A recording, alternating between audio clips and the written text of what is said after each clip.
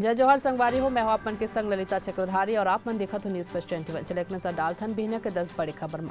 छत्तीसगढ़ी भरथरी लोक कलाकार अमृता बारले के निधन। मिनी माता राज्य अलंकरण सम्मान ले राष्ट्रपति द्वारा सम्मानित रहे। छत्तीसगढ़ में आपके तीसरा लिस्ट जारी हुई। 11 प्रत्याशी मन के नाम के हुई घोषणा।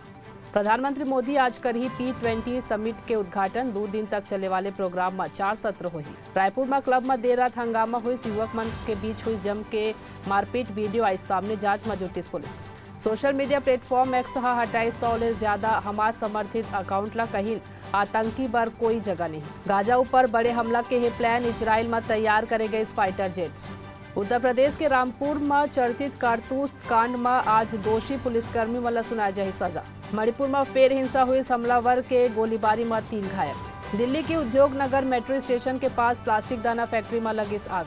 वर्ल्ड कप 2023 में आज न्यूजीलैंड और बांग्लादेश के बीच हुई मुकाबला। ऐसा नहीं जानकारी ले लगातार अपडेट रहे बर देखा तो न्यूज फर्स्ट 21 आपमन के हक के बाद।